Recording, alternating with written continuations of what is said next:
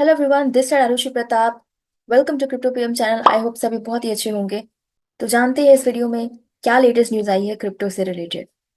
And if you are new to this channel, don't forget to subscribe and hit the bell icon so you won't miss our videos.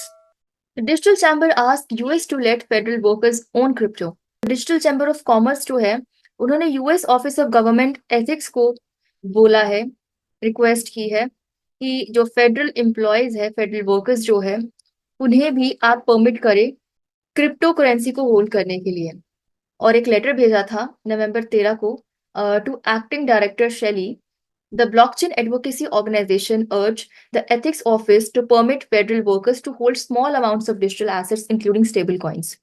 तो अगर यहाँ पे federal workers जो है वो भी crypto currency, इतना नहीं उनको बोला जा रहा, सिर्फ इतना बोला जा रहा है to hold a de minimis amount of crypto currency, मतलब बहुत ही छोटा अमाउंट।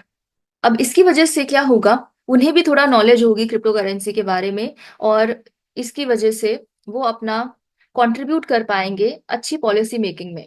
अब फेडरल एम्प्लॉयज के लिए क्रिप्टो करेंसी पहले बैन थी, तो currently federal employees are barred from owning any crypto due to concerns about potential conflicts of interest.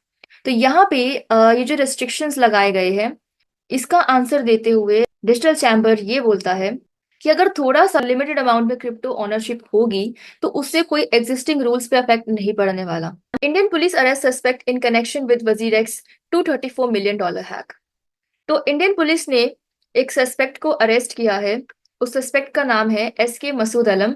बताया जा रहा है कि ये जो सस्पेक्ट है, इसका कनेक्शन है वजीरेक्स के हैकर के साथ। तो ये बंदा वेस्ट बंगाल का है और इस बंदे ने एक फेक अकाउंट बनाया वजीरेक्स पे, और उस फेक अकाउंट को बेच दिया M हसन को टेलीग्राम के थ्रू। और उस पे बंदे पे आरोप लगाया जा रहा है कि उस बंदे ने एक्सचेंज को हैक किया था। तो ये सब कुछ चार्जशीट पे लिखा हुआ है इस बंदे की। तो इस फेक अकाउंट के थ्रू ही साइबर अटैक हुआ था। अब वजीर एक्स के स्पोक्स पर्सन ने अभी कुछ भी नहीं बताया, उसने कमेंट को डिक्लाइन कर दिया, stating that the matter is सब जुडिस। तो अब ये बंदा जो है ये कस्टडी में है, और इस बंदे से आगे पूछताछ होगी कि क्या था क्या नहीं था। और during the investigation the police reportedly sought crucial information from Liminal custody. Liminal कोई जवाब नहीं दे पाई, कोई इन्फॉर्मेशन नहीं दे पाई, जिसकी वजह से अकाउंटेबिलिटी पे क्वेश्चंस उठते हैं। अथॉरिटीज का ये कहना है कि ये जो अरेस्ट किया गया है वो मेजर हेडवे है आगे के इन्वेस्टिगेशन के लिए, और जो भी कॉम्प्लेक्स ट्रांजेक्शन्स हैं वो सब कुछ सॉल्व हो जाए। SEC chief Gary Gensler drops resignation hint while defending crypto enforcement record. तो वो दिन आने वाला है। गैरी जेंसलर ने यहाँ पे हिंट दे दिया है कि वो रेजिग्नेशन दे रहे हैं SEC से। अब ये चीज उनको पता है कि पार्टी बदली है, तो पूरा का पूरा जो एडमिनिस्ट्रेशन है वो नया है, तो इसकी वजह से वो भी हटेंगे। तो उन्होंने यहाँ पहले ही हिंट दे दिया है कि वो रिजाइन करने वाले हैं, छोड़ने वाले हैं SEC को।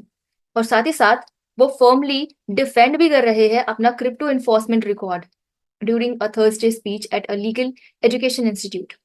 I've been proud to serve with my colleagues at the SEC who, day in and day out, work to protect American families on the highways of finance. तो डोनाल्ड ट्रंप के last week US presidential election के बाद, जैसे कि हम सभी जानते हैं, डोनाल्ड ट्रंप ने ये बोला था कि उनकी प्रेसिडेंसी में आते ही वो गैरी जेंसलर को हटा देंगे। तो गैरी जेंसलर यहाँ पे रिजाइन देने की बात कर रहे हैं। जेंसलर यहाँ पे जो ये कर चुके हैं क्रिप्टो के लिए, वो चीजें यहाँ पे बता रहे हैं अपनी स्पीच में। गैरी चांसलर यहाँ बोलते हैं कि उन्होंने रिफ्लेक्टिव टोन अडॉप्ट की थी, और साथ ही साथ रिकाउंटेड किया था अपना टेन्योर एट द SEC।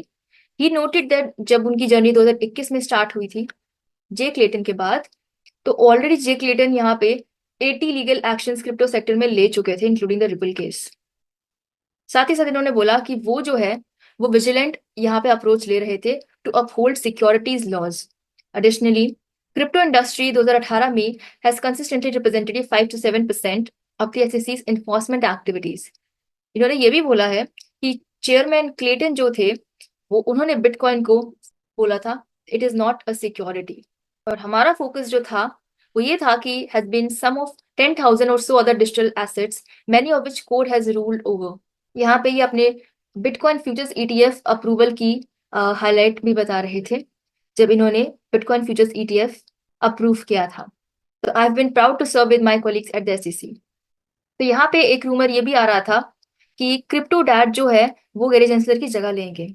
और क्रिप्टो डैड जिनका नाम है क्रिस ज्ञानकार्लो, जो कि former US commodity futures trading commission के चेयर रह चुके हैं, यहाँ पे ये इस रूमर्स को डिनाई कर रहे हैं कि भाई मैं नहीं आना चाहता गैरी जेंसलर की जगह पे। और इन्होंने ये चीज बोली है कि I have made clear that I have already cleaned up earlier Gary Gensler mess and don't want to have to do it again. ये चीज इन्होंने मेंशन की थी। जो रूमर्स की that I am interested in some crypto role, वो सब भी झूठे हैं। तो इनको क्रिप्टो डैड बोला जाता है। इन्होंने को फाउंड किया था डिजिटल डॉलर प्रोजेक्ट को, which aims the advance exploration of US central bank digital currency. Trump जो है उनकी जो ट्रांजिशन टीम है उसमें से लिस्ट ऑफ कैंडिडेट्स निकालेंगे to helm the SEC and the former SEC commissioner Robinhood markets legal boss Dan Gallagher is rumoured to be at the top of the list. उन्होंने bitcoin को moving to next news, Trump's World Liberty Financial adopts Chainlink for DeFi expansion. तो Trump inspired world Liberty financial, जो कि एक decentralised platform है, DeFi platform है, ये financial services देता है ब्लॉकचेन टेक्नोलॉजी को यूज करके। तो इसका ये एम है कि मोर इंक्लूसिवली ये एक्सेसिबल फाइनेंशियल पूरा का पूरा इकोसिस्टम बनाए। तो अब यहाँ पे वर्ल्ड लिबर्टी फाइनेंशियल प्लेटफॉर्म ने चेन लिंक के साथ पार्टनरशिप की है अपने प्लेटफॉर्म को और सिक्योर करने के लिए, उसके डेटा को सिक्योर करने के लिए और डीफाई में एक्सपेंशन करने के लिए, अपने डीफाई इकोसिस्टम को और बढ़ाने के लिए बहुत सारी चीजों में, जैसे क्रॉस चेन इंटरऑपरेबिलिटी और गवर्नेंस अपग्रेडेशन। तो ये जो कोलैबोरेशन होगी, यहाँ पे चेन लिंक जो है वो लेवरेज करेगी अपने प्राइस फीड्स को और डेटा सर्विसेज को to support WLFI's DeFi applications, including the upcoming Aave B3 integration. तो जो भी डेटा स्मार्ट कॉन्ट्रैक्ट बनाने में यूज हो रहा है तो उसको सिक्योर करेगी और साथ ही साथ प्राइस सिक्योर करेगी। सिक्योरिंग द प्राइस का मतलब होता है कि लेंडिंग बोरोइंग में जो प्राइस है वो एक्यूरेट होना चाहिए। चेन लिंक जो है ये WLFI की इंटरऑपरेबिलिटी वाली चीज भी एड्रेस करेगी, जिसमें बाकी चेन्स के साथ ये स्मूथ वर्क कर पाए by enabling WLFI's platform to connect with other blockchain networks. साथ ही साथ इनके डेटा को कोई मैनिपुलेट ना कर पाए, सिक्योरिटी को कोई मैनिपुलेट ना कर पाए, उसको भी ये और अच्छा करेगी। और चेन लिंक यहाँ पे जो है वो बोल रही है कि फर्दर जो WLFI का डेवलपमेंट में ये सपोर्ट करेगी, including proof of reserves for tokenised real world assets. तो we are excited to partner with WLFI on their data, cross-chain, and all other Oracle network needs. The Chainlink standards is already widely used across DeFi and help WLFI attract users that value the security and reliability that has already helped grow DeFi as an industry. Pennsylvania House introduces bill to hold Bitcoin as reserve asset on state balance sheet. तो Pennsylvania State Representative Mike Gabel ने bill introduce किया है in the state house of representatives, जिसमें 10% जो होगा, अगर वो पास हो जाता है तो जो स्टेट्स का फंड होगा वो बिटकॉइन में 10% इन्वेस्ट होगा। तो यहाँ पे according to Pennsylvania House memo made by Cabell on 12 November, तो बिटकॉइन बिल को प्रपोज किया है, जिसमें इसका नाम है स्ट्रैटेजिक बिटकॉइन रिजर्व बिल, जिसमें बिटकॉइन को as a reserve asset reserve जो है वो प्रपोज किया गया है। तो अगर ये बिल पास हो जाता है तो जो स्टेट ट्रेजरर है उसे परमिशन देनी पड़ेगी कि state general fund, estate investment fund और जो रेनी डे फंड है वो बिटकॉइन में 10% इन्वेस्ट होगा। तो अभी ये चीज ये क्यों बोल रहे हैं, क्योंकि बिटकॉइन जो है वो इन्फ्लेशन के अगेंस्ट हेज है।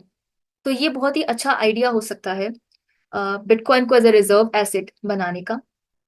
बाकी की बड़ी बड़ी इंस्टीट्यूशंस जो है वो बिटकॉइन में ऑलरेडी उनके पोर्टफोलियो बड़े बड़े लेवल पे है। तो यहाँ पे हाउस रिप्रेजेंटेटिव्स माइक केबल भी प्रपोज कर रहे हैं, अगर ये हो गया पास तो फिर पेंसिल्वेनिया जो होगी ये one of the first state होगी जिसने बिटकॉइन को एज ए रिजर्व एसेट रखा होगा। Moving to next news, Trump's ally Loomis pushes to sell some of the Federal Reserve's gold to buy Bitcoin.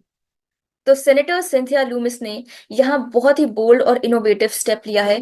इनका जो प्लान है बिटकॉइन बिल लाने का, तो ये स्ट्रॉन्ग एलाई है डोनाल्ड ट्रम्प के। तो इनका यहाँ पे ये प्लान है कि एक स्ट्रैटेजिक बिटकॉइन रिजर्व बनाया जाए। तो इन्होंने फाइल किया है president elect propose strategic bitcoin stock pile without adding the government deficit. तो इन्होंने यहाँ पे bitcoin act of 2024 bitcoin reserve bill propose किया है, जिसमें क्या बोल रहे हैं ये, फेड के जो गोल्ड रिजर्व है उसका कुछ पोर्शन बेच के बिटकॉइन को खरीदा जाए। तो 1 मिलियन यहाँ पे बीटीसी ये खरीदने की बात कर रहे हैं, जिसमें $90 बिलियन पूरी कॉस्ट लगेगी बिटकॉइन को खरीदने में। अब ये खरीदने की बात क्यों कर रहे हैं? क्योंकि सभी जानते हैं कि bitcoin as a hedge against inflation है। तो यहाँ ये बिटकॉइन रिजर्व बनाने की बात कर रहे हैं। तो कुछ गोल्ड रिजर्व्स बेच के स्टैट्यूटरी प्राइस से, तो अभी जो गोल्ड रिजर्व का स्टैट्यूटरी प्राइस है वो मार्केट वैल्यू से कम है। तो यहाँ पे ये बिना किसी डेट के बिटकॉइन को बाय कर रहे हैं। अब इससे क्या होगा, इससे यूएस का फाइनेंशियल सिस्टम भी स्ट्रांग होगा इसकी, क्योंकि बिटकॉइन की वैल्यू ज्यादा है। तो जो भी दिक्कतें अभी यूएस इकोनॉमी में आ रही है वो इस रिजर्व से बाद में पूरी हो सके। तो यहाँ पे इनका कहना है, we already have the financial assets in the form of gold certificates to convert to bitcoin, Lumis said in the interview. So the effect on the US balance sheet is pretty neutral. लेकिन ये bill को भी पास करने का process होता है, जिसमें senate को पहले अप्रूव करना पड़ेगा हाउस ऑफ रिप्रेजेंटेटिव्स को, और फिर जाके ये प्रेसिडेंट के पास जाएगा। बहुत सारे यहाँ पे चैलेंजेस भी इनको फेस करने पड़ेंगे, क्योंकि बिटकॉइन जो है वो वॉलेटाइल है नेचर में, जबकि गोल्ड रिजर्व्स इतने नहीं है। सो थैंक यू एवरीवन, मेरे साथ लास्ट तक बने रहने के लिए इस वीडियो में। अब मिलते हैं दूसरे वीडियो में, तब तक के लिए बाय बाय, टेक केयर।